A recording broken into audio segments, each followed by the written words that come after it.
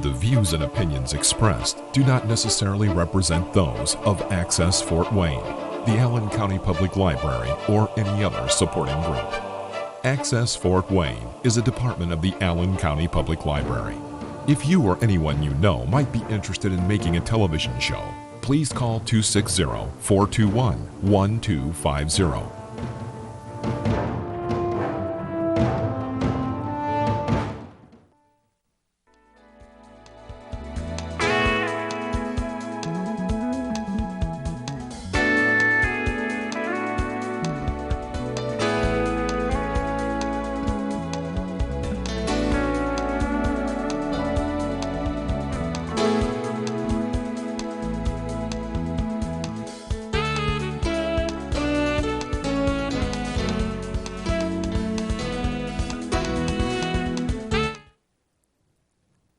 Hi, Dr. Cashman.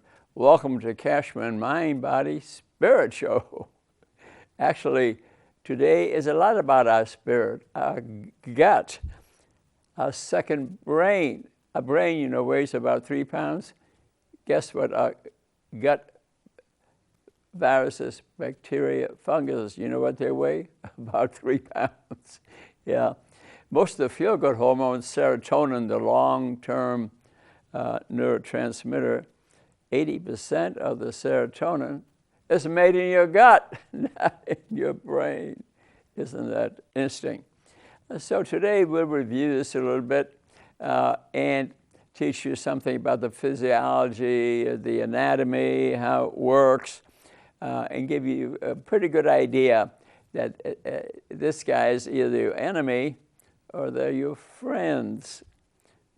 How long is your gut? About 20 feet. And then there's about 5 feet of colon at the end. Most of the bacteria actually live at the end in the colon. And we have trillions of bacteria and viruses and funguses living in our gut.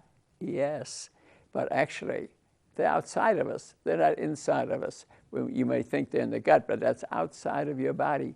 And they are alive. Trillions, over 100 trillion of them living there right now. You know what the lifespan of one of the bacteria is? 20 minutes. Would you believe it? I even asked Alexa on Google today, Alexa, what's the age of one of the bacteria in my gut? 20 minutes. So there are new ones being born every day, and you eliminate a lot of them in your stool. Actually, your stool is 50% dead bacteria and viruses, funguses, about 50%. Yeah, and the other half is what's left of what you were digesting, the things that were not digestible, for example, and the renewal of the lining of your gut, which occurs frequently too, a little bit longer, and it varies. It can be hours, days, some a lot longer. It depends on what's passing through there and how it's affecting your gut itself. Before your food can get into your bloodstream, it has to pass through a wall too. Mm-hmm. And that wall is 1 cell layer thick. 1 cell layer thick. Their cells are next to each other, and they have a little bit of room, nano size, that food can get through. Now, if you have leaky gut syndrome because of toxins you've eaten with everything, then there could be holes, and you would let toxins, poisons, food substances that normally wouldn't get into the bloodstream. And then you react to it, and that's where a lot of diseases come from. The fats you absorb are largely absorbed by the lymphatic system. They have to pass through up the lymphatic system and eventually enter the bloodstream through there. Yeah, it's kind of interesting. So the lining of your gut is a cell layer thick.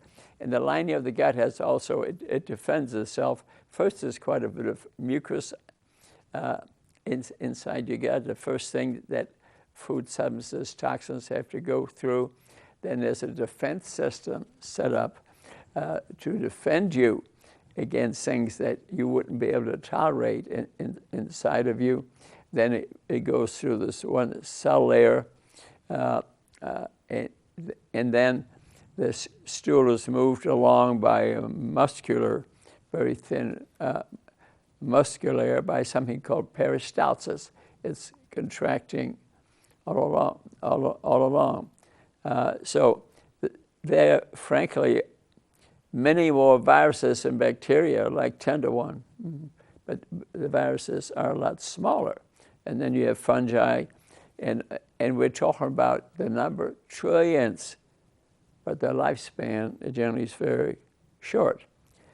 Let me tell you something interesting.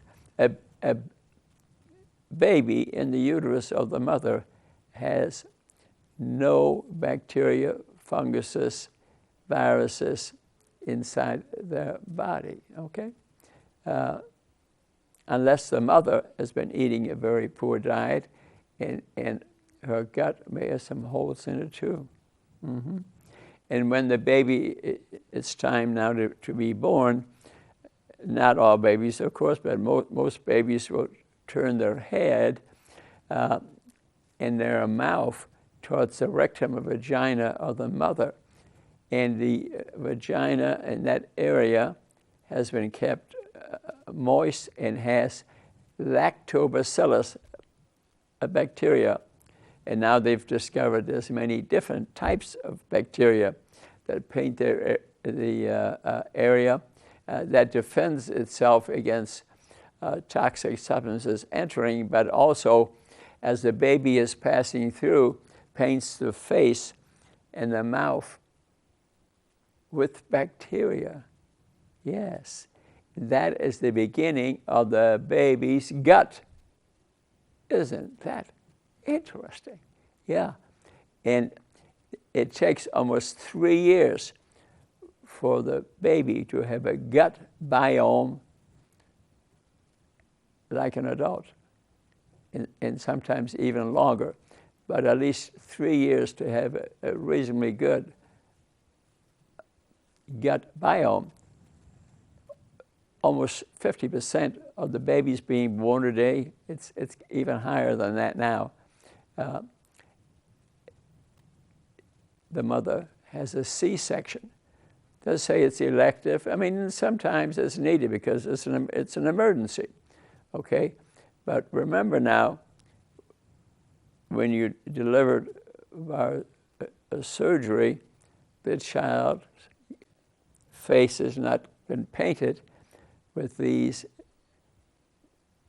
bacteria, viruses, funguses, and their gut will not develop properly, and that baby will be prone to develop diseases a lot easier than the baby that was born with his face painted full of bacteria and viruses. So you can say one had a clean birth, the C-section, but going to be more unhealthy, versus a child delivered the dirty way will be a lot healthier, isn't it? Very interesting. So before you have a C-section done, talk it over with your provider, or do some reading, like books that I'll hold up for you later, so you become informed, because they may tell you the risk of the C-section. There's a risk involved, okay? But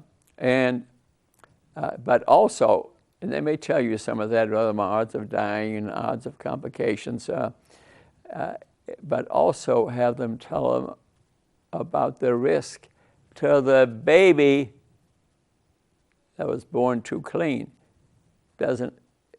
can't develop a normal gut because his face was never painted with the bacteria and the viruses. Be sure to ask about that, because that will have side effects on the baby. The C-section might have side effects on you. Isn't that interesting? So living inside of us is a zoo. A zoo of bacteria and viruses, and your health will be determined by that zoo, because there are good bacteria that are your friends. There are one that are neutral to your body, and there's other bacteria and viruses that will attack you and your body and cause diseases. Many thousand different diseases that could be caused because you don't have the proper gut biome. To show you how many bacteria, let's take your colon. You take 1 drop of fluid from the colon. 1 drop of fluid has in it probably 1 billion bacteria. Yes, 1 billion. And those are your friends and neutral, and some are your enemies. And the majority are friendly microbes, the majority, and they're not causing any disease, okay? And let's speak about pregnancy a little bit. And a mother's microbes that painting the vaginal area, in moist areas, more viruses grow. Incidentally, and bacteria grow. Incidentally, there are bacteria and viruses all over your body, not just inside of you. The majority are in your bowel, okay? But they're on your skin, they're on your face, they're in your teeth, they're in your gums, they're in your eyes, they're all over your skin. But that's not the majority, but there are bacteria and viruses there. And some people who, like I have a very close relative, she's always washing her hands, come in the house, wash your hands. I mean, a great hobby, and don't stop doing it if you're doing it, but when you think about it, somebody else is going to start living there. Are they as friendly as the ones I got already? You know, that's a complex question, but again, most are in your gut. And in the mother's vaginal canal, the living bacteria in there, they can even call them loving bacteria, and the lactobacillus is there in a feeding frenzy and is painting the newborn on the face. The other bacteria there too, actinobacteria and proteobacteria, and some of those bacteria hang out in the area of the breast, so that when the infant is feeding from the breast has already swollen, and there's a different bacteria there. There's some lactobacillus are there which help paint the gut of the child is breastfeeding, but some kids don't breastfeed. They're feeding out of a bottle, and those bacilli are not there, not painting your child's gut. And the best milk for a baby is breast milk. It has the right fats, omega-3 fats. It has a certain amount of bacteria. There is different chemicals in there versus drinking cow's milk. When a calf is born, they get immediately injected with a hormone so that the infant cow, the calf, grows more quickly, so it will increase its production of milk. And then they put pesticides and herbicides on the cow, and then they place it in a cage, and then you give the milk to your child. Do you see there could be a problem with that? Read a book called by Joe Keon, Keon, Whitewash. Once you read that book with 1,000 references he has in there, if you give cow's milk to your child, I would be surprised. I might even consider you didn't read the book. All the hormones and chemicals affect the baby. It lengthens the time it takes for them to menstruate. Yes, the longer the estrogen cycle is, the higher the chance of breast cancer and getting diseases and getting diabetes. Very interesting. It's complex, and it's complex. So in infancy, within a few months, about 100 species of bacteria are already living in the child's gut. Okay, another few years towards adulthood, it'll be 1,000 different species. And so eventually, the microbes end up in the trillions. Diversity is critical. You want many different types, because you'll have friendly ones that seem to just live with you, and bad ones. There'll be 3 different types of bacteria living within you. So these microbes are your worker bees. They're digesting part of your food. They're providing some of the vitamins and minerals, and so it's a jungle in there. It's a jungle in there. What I'm saying is, I want you to start paying attention to your friend, okay? And let's back up a little bit. And when you classify these bacteria and viruses in phyla, okay? We have actinobacteria, Firmicutes, Proteobacteria, Bacteroides, but the ones that can live without use of oxygen, anaerobic, because it's dark in there, dominate the situation, okay? The Staphylococcus bacteria are more likely to be on your skin. They need oxygen, okay? And so staph dominates the skin bacteria. And we can have bacteria on us in our teeth, on our skin, in our throat, in our nose, and they can be very unfriendly. Very unfriendly. Incidentally, we talked about the bowel being 20 feet long and 5 for the colon, but they have villi in them, little folds, okay? If you were to stretch all the villi out and now look at the gut, it's the size of a football field.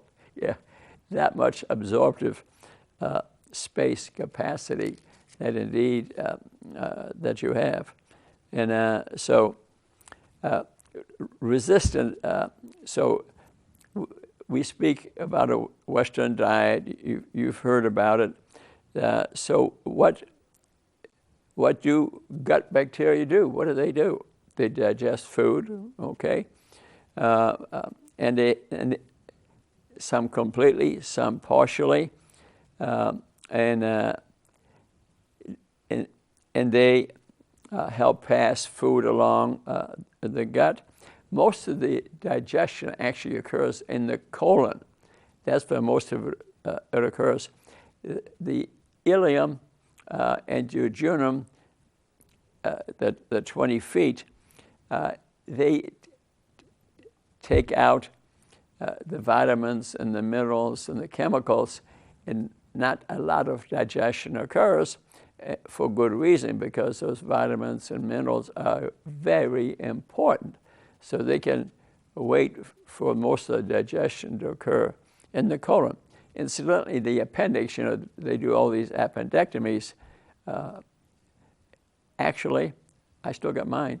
Actually, a lot of our children, of our bacteria, viruses, funguses, live in the appendix. So remember how quickly they die? Every 20 minutes they turn over.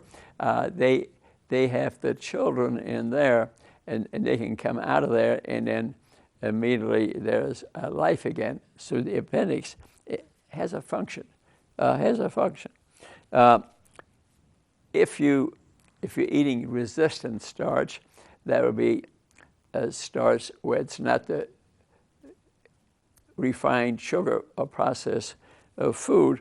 It'll make its way to the colon, and a lot of it is converted to omega-3 fats, SCFA, okay? Like butyrate, which is a very healthy material that you need to absorb to make you healthy. So if your colon has a lot of SCFAs, fatty acids, good fatty acids in them, you have a good gut. You want your colon full of that. So the primary energy source are these scaffolds, the SCFA. They are the best source of energy. They are good to feed the cells of your body. There are more bacteria cells in your body than cells that your body has. Yes. And also, these scaffolds, butyrate, have anti-inflammatory and anti-cancer properties. So the amount of energy that you can extract from your food increases with resistant starches. High fiber starches would be examples of high fiber good starches. This is interesting. Green bananas. The author of this book, which I'm going to hold you a little bit, their favorite resistant starch is green bananas. Let's face it, ripe bananas, black bananas are much higher sugar, okay? But he feels that green bananas are a good white potato, baked potato substitute. Mm-hmm. Interesting. And also green plants, green that you eat, peas, lentils, uncooked vegetables, white beans are very healthy, resistant starches. That's an important thing to remember. Cauliflower will be an example as a resistant starch, but that he thought green bananas was his favorite. Try it. I'm going to try it. Sometimes I always have bananas at home, but I'm a little hesitant to the right ones because, I mean, they have vitamin K, but a lot of carbohydrates in their sugary substances in there too. But if they're green, that's not the case. So resistant starch is more like dietary fiber than a regular starch. I want to have a resistant starch. So we want to encourage healthy microbes in the colon, so we make more butyrate, okay?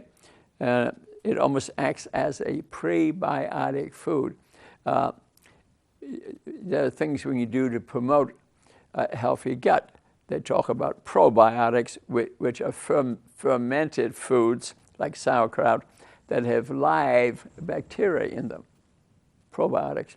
Prebiotics is the food that the probiotics will be eating, okay? So eat green bananas instead of mashed potatoes. Hey, that's a good one, okay? Or even a baked potato has a lot of sugary carbohydrates in them. Another one that has resistant starch in it is called inulin, I-N-U-L-I-N, and you find a lot of that in artichokes, asparagus, green bananas, celery root, dandelion root, garlic, leeks, onions. You get those? It's a healthy, resistant starches, but their main chemical is inulin, I-N-U-L-I-N. And here's another secret to a good gut is manage your meat intake, okay? Because they have a lot of omega-6 unhealthy fat in them. A lot of them have had chemicals poured on them. A lot of meat products come out of factory farms where a trough goes by of genetically modified food, and they're eating. When you're eating something, what you're actually eating is what they ate. Mm-hmm. What they ate is the fish you're eating came out of a farm pond where they fed it mainly corn, for example. Well, you're eating corn. You're eating fructose corn syrup. So you always want to know what you're eating. That animal, that plant, what did that plant eat, for example? Okay, and so they've done studies where they've run high bad fat and high sugar diets versus legumes and vegetables, and the vegetables and the legumes won every time, and they attracted by totally different bacteria in your gut, because they help break down some of these substances, and some of these bacteria secrete hormones too, and enzymes, and vitamin K, for example, which we need. So you want a diverse gut in here, and a healthy gut, and eating a lot of sugar ain't going to do it. Eating good fats will make you a healthy gut. So if you increase the fiber, usually you'll increase the butyrate in your colon, for example. And ideally, veggies are good food most of the time, but meat should be a condiment.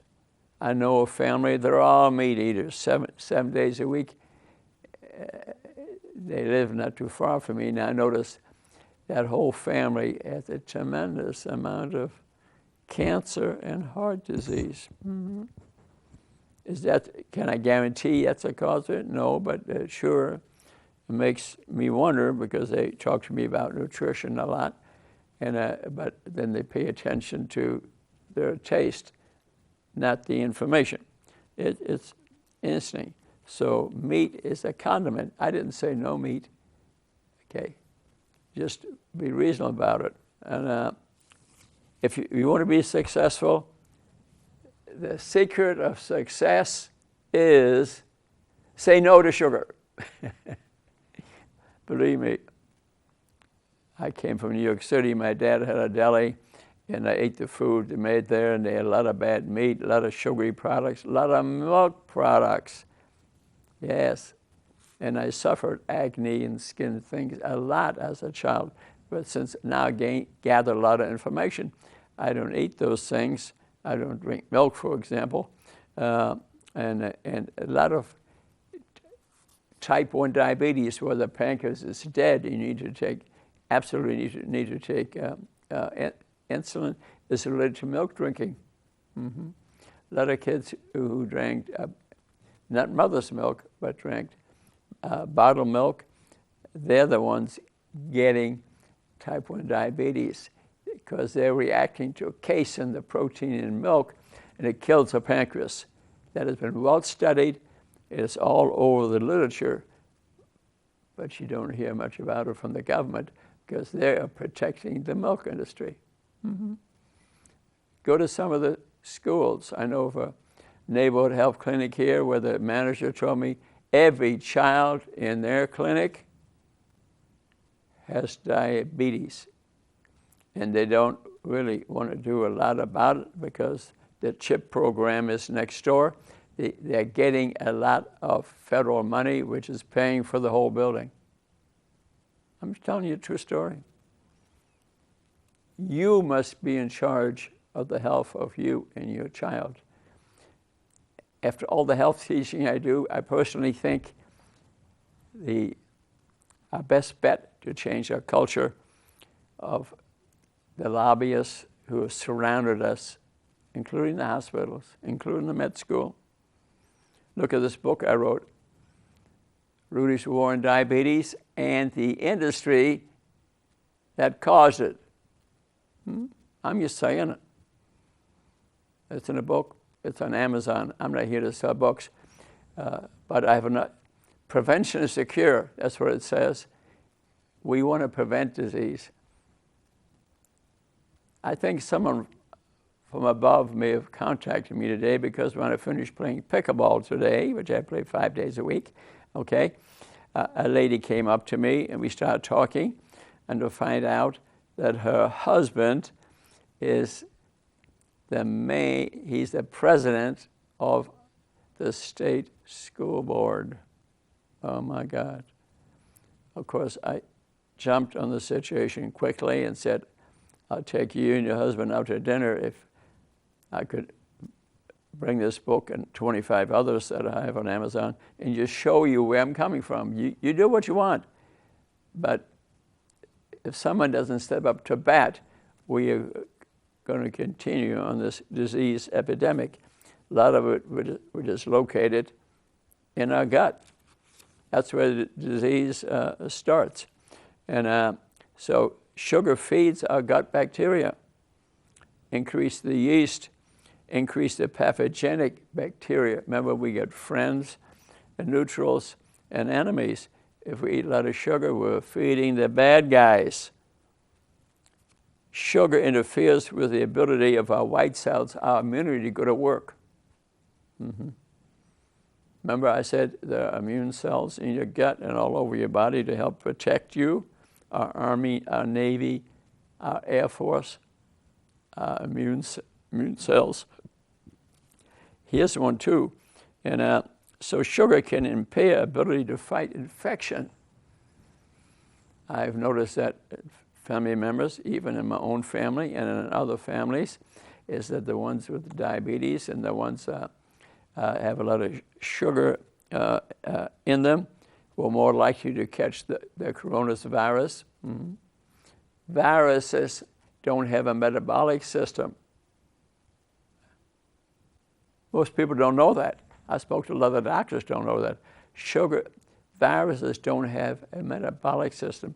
They enter an animal or human cell and steal the genetic material and the fatty acids and the sugar to stay alive. And then they constantly change because they don't have a good gene structure. That's why we see the viruses changing constant time. But this is not the only virus we got to worry about. We have more viruses coming down the line. Just look in history, 100 or 200 years, and it's unbelievable what occurred, that we're still on Earth, okay? And what's interesting too, since I can't have sugar, I'll use artificial sweetener, okay? And but we find out, this book I read, and I knew myself already, that artificial sweeteners are just as bad and maybe even worse. Why? Because when we add them, things are so much more sweet even than regular sugar. It changes our brain, it changes our gut. And our gut guys, I want sugar, the brain and the gut together. So artificial sweeteners are even worse. So we have to retrain our taste buds. Actually, when people decide, I'm done with sugar, the bugger and the hooker, okay, is one can detox from it about 14 days, and you won't feel like you need sugar all the time.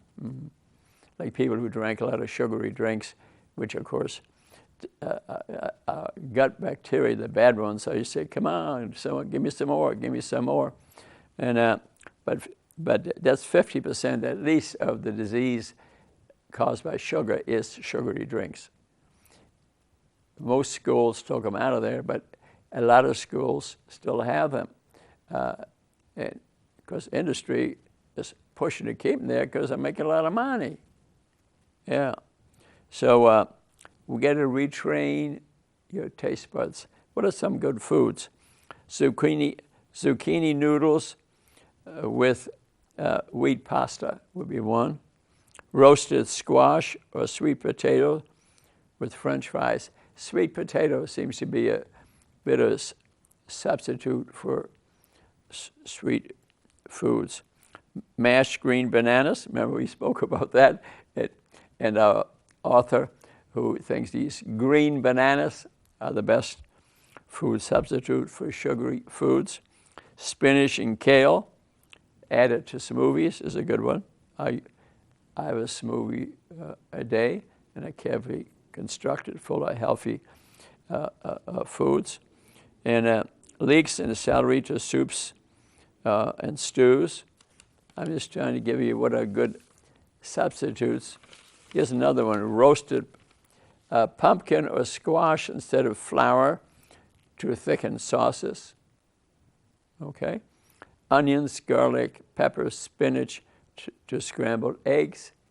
Now there, I really like that one because I found I eat 2 meals a day. I do time-regulated eating. What does that mean? 16 hours, I fast, like breakfast. So I eat around noon. I even play pickleball in the morning. I feel great.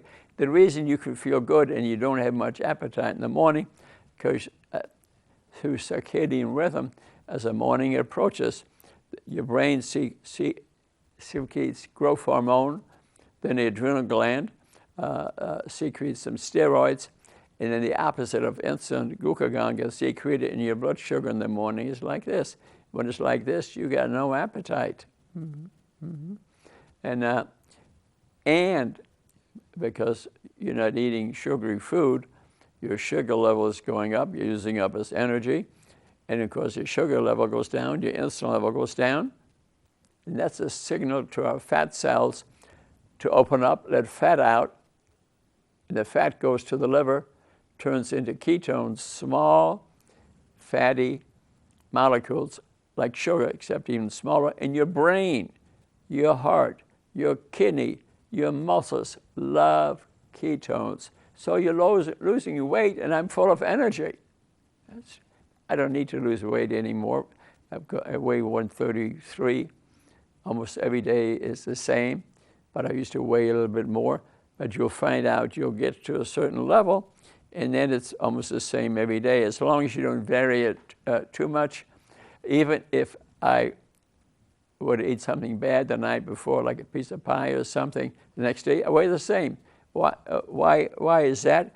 Because my body now has learned and takes my basic metabolic index, takes my basic metabolic rate, and takes it up or down depending on what I've eaten. Yes, it gets used to a certain level. Now, if you sin too often, that ain't going to work. But I've noticed this 134, 133, I'm the same, even if I eat something bad. But so I'm eating 2 meals a day, one at noon, one around 6. Doesn't have to be the exact hour. But if in the morning, for example, you were to eat a cup of eggs, that's healthy protein. The cholesterol in eggs is actually good for you. Every cell in your body has cholesterol in it. To reduce your cholesterol theory was incorrect. The statin industry tried to convince the world, and they did. 80% of people are on statin drugs. But I didn't ask you to stop them, did I? Did I ask you to start them? No. I want you to read some books by Evans, The Toxic Effects of Statins. Another one by Graveline. I have about 7 books at home on statin drugs. Take them to your provider. I didn't say to stop them, but they can harm you. A number of patients who've had dementia, heart disease, kidney disease, all can be caused by statin drugs. That's been a big thing promoted on the whole world. 7 or 8 people on statin. You understand? I'm on a statin, but I want you to read these books and see if you're still on a statin. So members said, and if you eat one of these 2 meals I mentioned to you, good, you're going to live to be 100, unless you get hit by a truck. You're going to live to be 100. Yeah. I had my blood work done. I'm 86 now. And my doctor comes to me and he says, "Are you thinking of living to be 100, Dr. Cashman?" I said, "Yeah." I'm not obsessed about it, but I was reading some books on longevity and stuff. As a matter of fact, if you're 86 and on no pills and your blood work is normal, and if you want to see mine, I got it right here. You can come to Divine Cafe, 11:30 Fridays. Every Friday I'm there, see people for nothing. Say, "Rudy, I want to see your blood work." I'll show it to you. 100% normal. But if you look at my age, normal blood work, odds of living 100 is quite high. I'm not bragging about it. I'm the teacher. If I don't do what I teach you, how do you know that I'm honest about what I'm teaching? I just throw the adjective with it, what you like. But I still play pickleball, tap dance, take a walk, sing to the birds. Hey, that's my exercise. And the birds sing back at me too. Mm-hmm. And I whistle at them, the red-winged blackbirds. And we whistle back and forth. And they fly from tree to tree when I'm walking. That makes it a lot more fun. Yeah. And I sing them a song down there. And other things, reduce sweetener by the frozen bananas and fresh ginger instead of sugar in herbal tea or lemonade. Okay. So I'm trying to lead to the low sugar life that educates your friends, your bacteria in your gut. You want it full of friendly bacteria. Okay. So this author also mentions the 2-3 rule. 2 vegetables at lunch and 3 at dinner. Okay. And what I really teach people is to learn what good fats are, guacamole and peppers, and learn what good fats are, because they don't raise the insulin level. If you're eating good 50-60% good fats, 20% protein. If you eat more protein, if you're eating steak 7 days a week, you're going to eat more protein than you need, maybe even taking pills, and your body decides how much protein it needs. Yeah, just because you eat more protein does not build muscles. If you get big muscles and you eat a lot of protein and supplements and working out and all these things, your muscles are getting bigger, and say, look at my muscles. You know what that odds are? Fat. Odds are it's fat. We may get stronger, but the muscles don't get bigger unless we're a kid, if we're lifting weights and things. I've studied that very carefully. And some will even take whey protein, things like that, which is dangerous. They can affect your circulation of your heart. I know someone that did that and just dropped dead. That happened. Yeah, it's a true story. I can't guarantee that's it, but it seemed like that must be it because he was 15 years younger than me. And so let's talk about lights, green lights and red lights and yellow lights a little bit. So green light on certain foods. I mean, fruits, but fruits can be high sugar too. So you need fruits with kernels in them are less sugar. You need to check the glycemic index. Vegetables generally are quite safe. Root vegetables, the roots in vegetables are generally quite good. Nuts, nut butters. And see, most of the time we're eating now processed foods. These fast food places, they've taken the bran out of the food, and that's and what you're eating is nothing but the sugary stuff in them. So you want what you're eating still to have its coverings, and the germ, that's where it generates energy. Seeds, olive oil, organic raw honey, but to a point. Honey is sugar. That's what it says in this book, but I'm not for a lot of honey, but some is okay. And they speak favorably about brown rice, but I looked on the glycemic index and see that, white rice is quite high, 90. You know what brown rice is? Around 80, around 70. So I'm not too hot on eating rice. I would cut out rice and use cauliflower or green banana instead. Squash is good, quinoa is good. And what about red and yellow lights on drinks? Water, of course, is a green. Carbonated water is fine too. So I drink a lot of. I put a lemon and lime in it. It's quite good. Unsweetened coconut water, unflavored coconut water is good. And dairy substitutes, maybe like almond milk, hemp milk, cashew milk, coconut milk. But remember what I said about cow's milk? Read that book. that has the casein, the protein which will react to, causes a lot of diseases. Most of us do not have the lactase enzyme in us that digests lactose, the milk. Asians don't have it at all. They don't drink milk at all. Black race uses have maybe only 25% have the enzyme lactose. It's true. So they're more likely to get diseases therefrom, and as we get a day older, we lose the enzyme to digest lactose. I'm an example. I never had problems with it, but I started getting some GI upset after drinking some milk products, which I don't anymore. And I finally decided, hey, I don't have the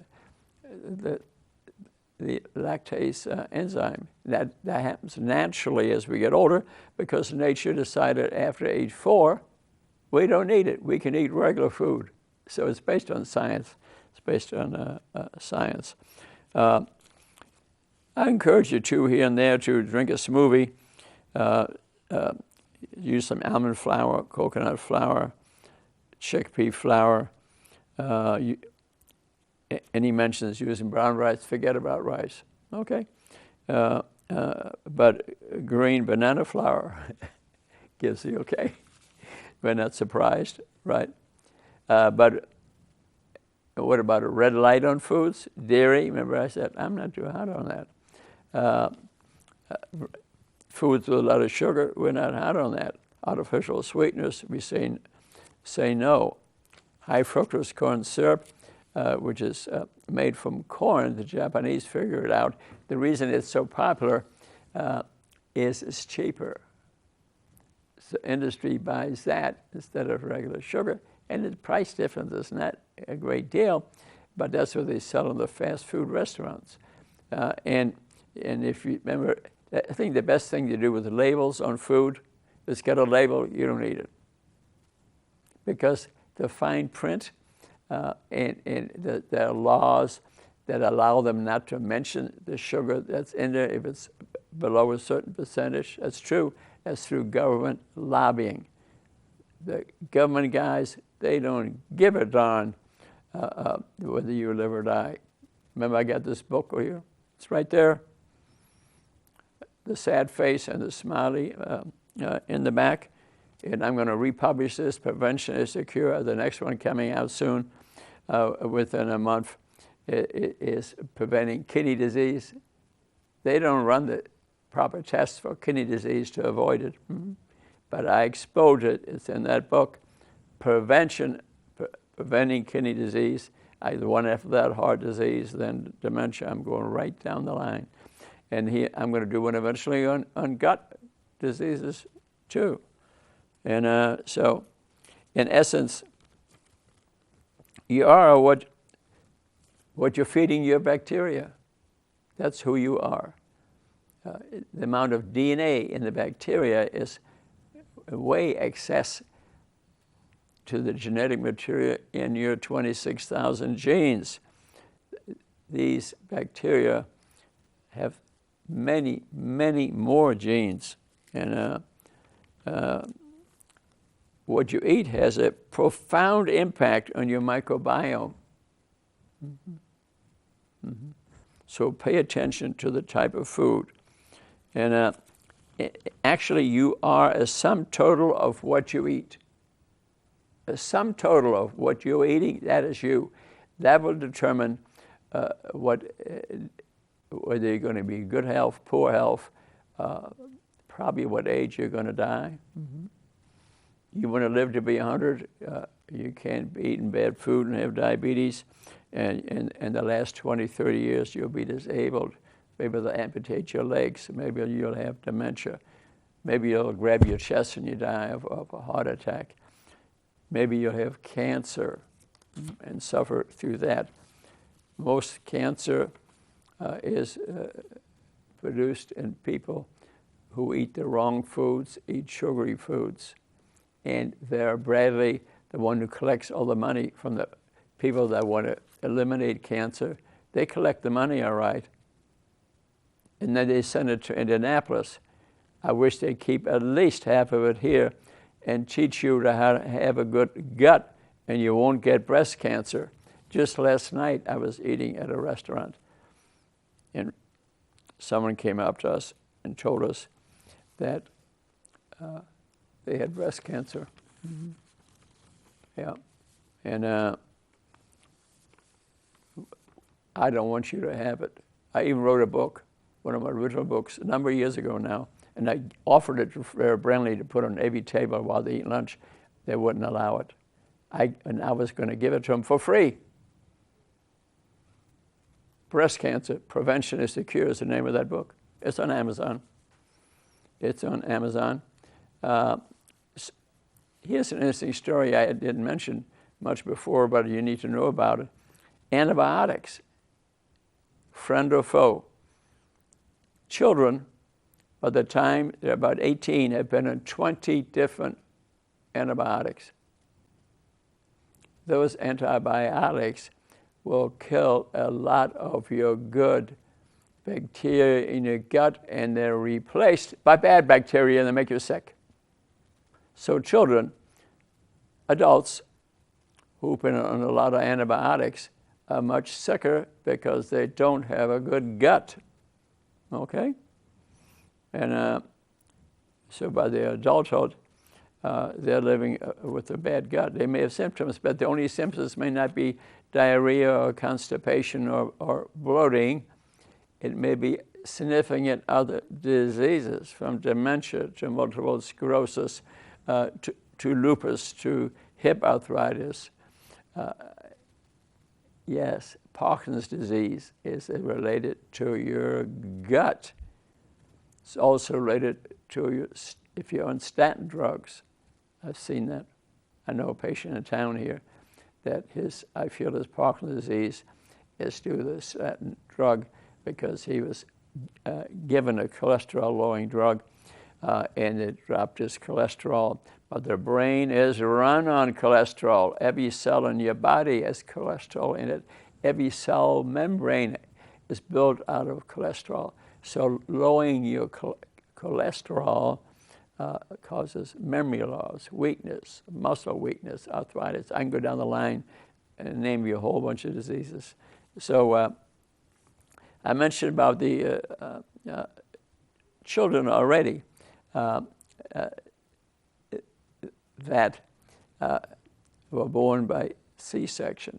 Their face was not properly painted with bacteria, and they're much more likely to get sick. Their gut will not be properly grown with the right bacteria for many years, when usually by about age 3, we have the adult of a gut, but not the ones who had C-sections, okay?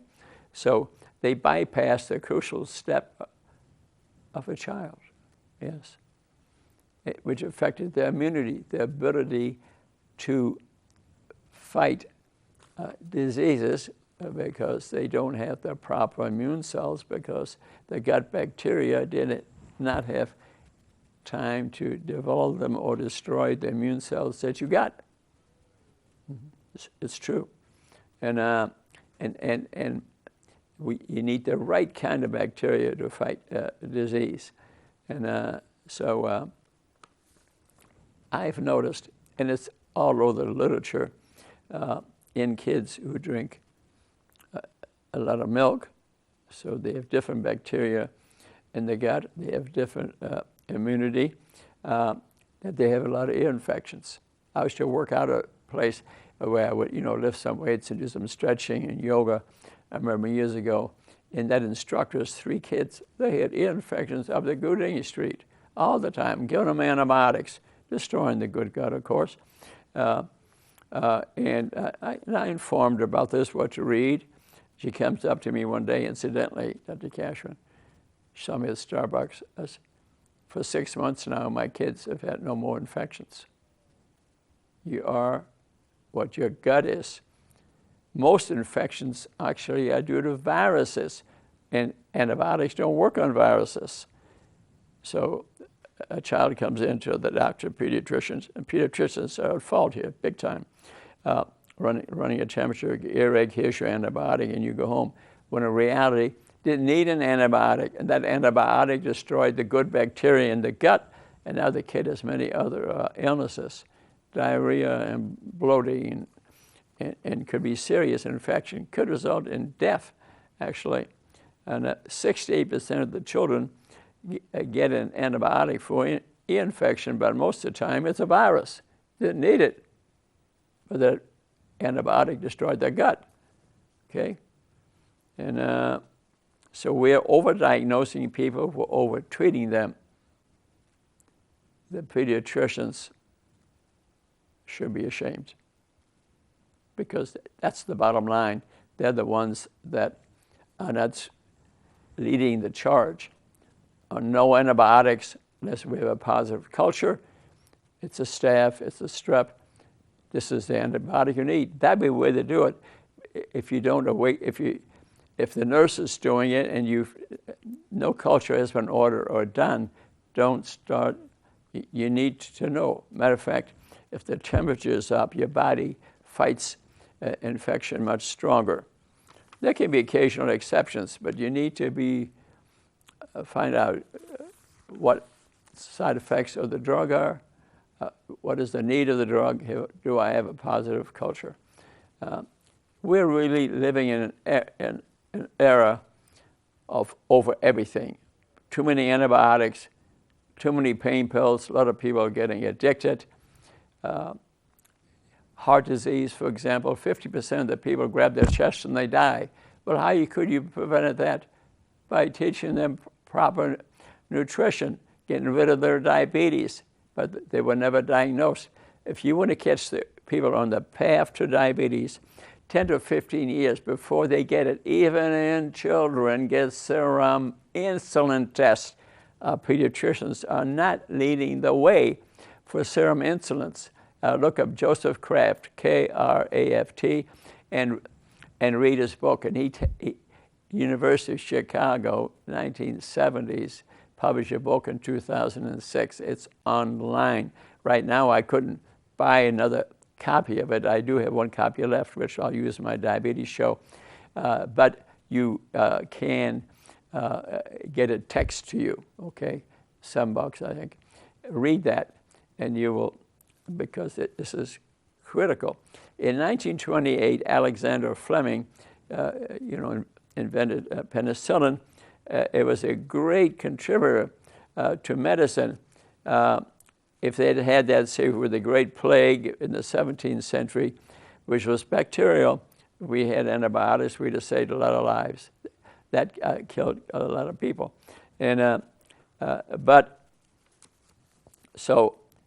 to summarize the show a little bit here, we have gut bacteria, we have good, we have bad, and the ugly, trillions upon trillions.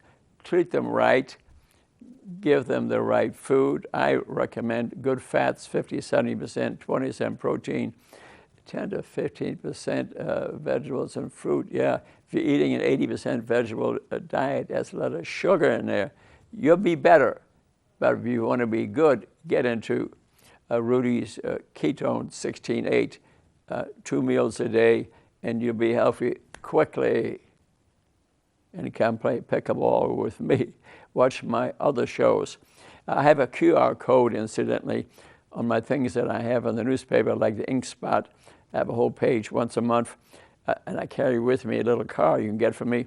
If you use the QR code, that'll open up to about 700 YouTube shows. You will be well informed. You can go to Facebook, do the same thing.